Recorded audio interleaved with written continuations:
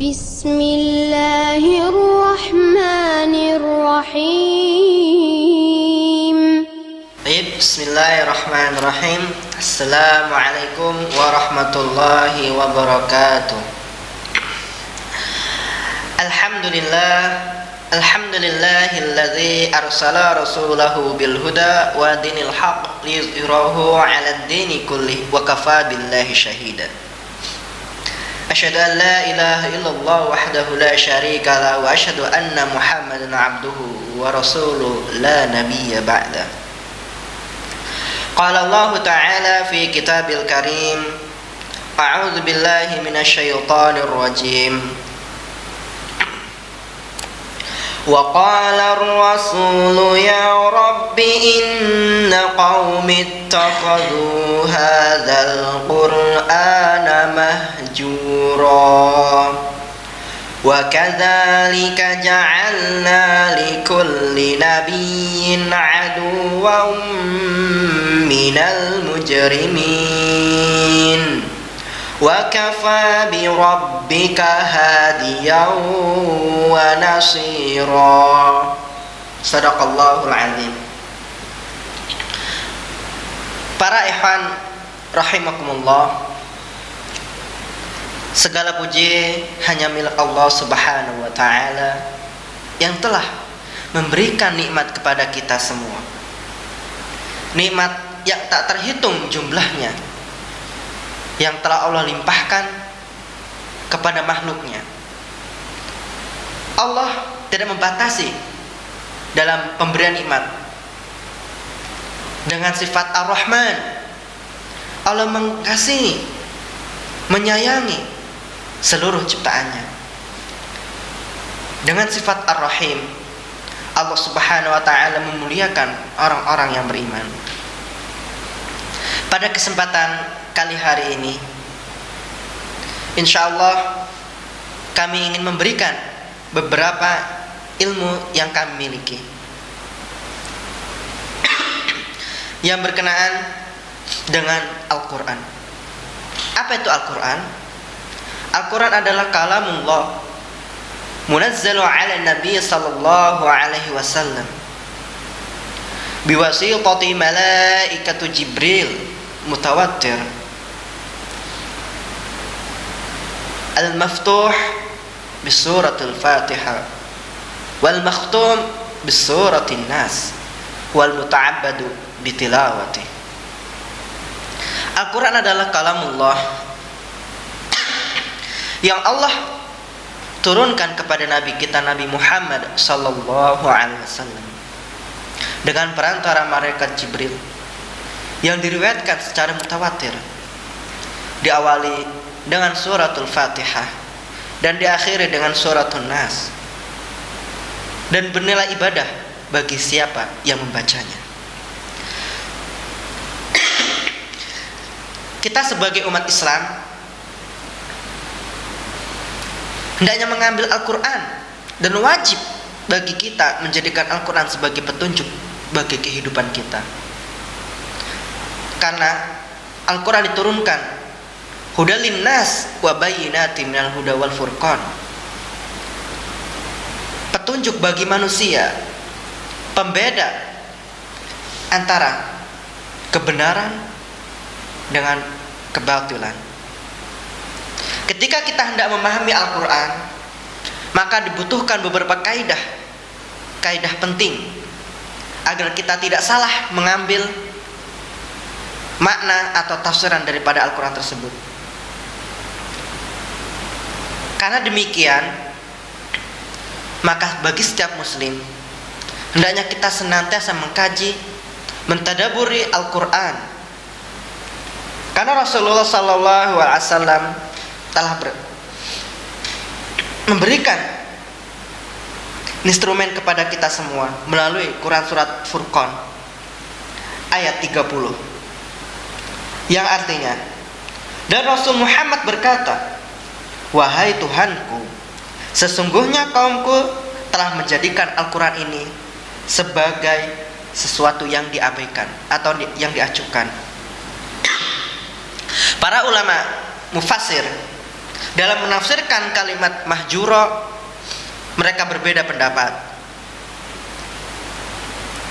Salah satu yang paling terpenting adalah perkataan Imam Hasan Al-Basri. Menurut beliau, kata mahjura itu bagi siapapun yang membaca Al-Quran, yang mendengarkan Al-Quran, yang menyimak Al-Quran, yang mengkaji Al-Quran, yang menafsirkan Al-Quran, dan yang mengamalkan Al-Quran. Ketika seseorang muslim, jika ia hanya mencukupkan dirinya pada qiraah saja, ia hanya mencukupkan dirinya pada tasmi' Al-Quran, ia hanya mencukupkan dirinya pada tilawatul Quran, ia hanya mencukupkan pada dirinya tadabbur Al-Quran, dan ia mencukupkan dirinya pada pengamalan Al-Quran, maka ketika seseorang tidak mengamalkan hal tersebut, maka ia terkena oleh ayat ini. Bahkan perkataan yang paling populer dari seorang sahabat, Abdullah bin Mas'ud, beliau berkata,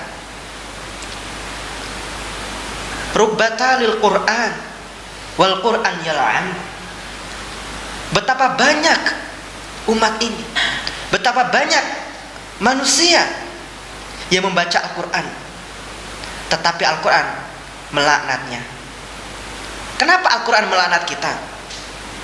Al-Quran setidaknya memiliki dua fungsi yang paling utama. Yang pertama, Al-Quran diletakkan di depan, dan yang kedua, Al-Quran diletakkan di belakang. Apa itu yang dimaksud dengan meletakkan Al-Quran di depan? Yakni orang-orang yang menjadikan Al-Quran sebagai petunjuk, sebagai pedoman. Dia selalu mengkaji, selalu mempelajari, mentadaburi, membacanya, serta mengamalkannya. Sedangkan orang yang menjadikan Al-Quran di belakang adalah orang yang hanya menjadikan Al-Quran sebagai hiasan. Ketika ia ditanya, apa kitabmu? Maka ia hanya menjawab, kitab saya Al-Quran. Namun dalam sisi kehidupannya, ia jauh dari nilai-nilai Al-Quran. Aspek tadabbur Al-Quran sangat penting bagi seorang yang beriman, bagi seorang muslim. Allah Subhanahu wa ta'ala berfirman dalam Quran surat Muhammad, afala yatadabbaruna al-Quran am ala qulubin aqfaluha.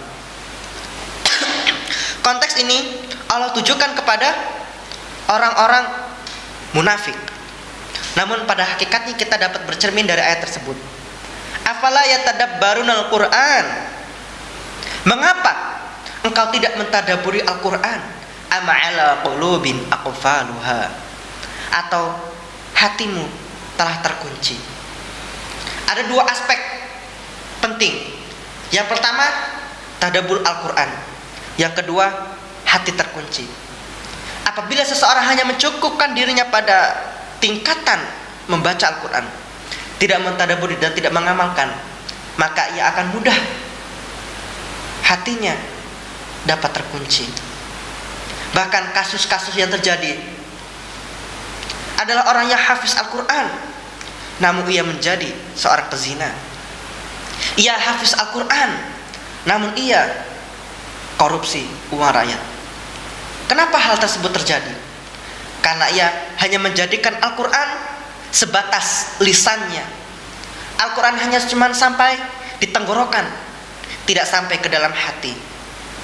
Oleh karena itu para ikhwan rahimakumullah, para mahasiswa-mahasiswi, hendaknya kita selalu mengkaji Al-Quran, membacanya, mengkaji, mentadaburi dan mengamalkan.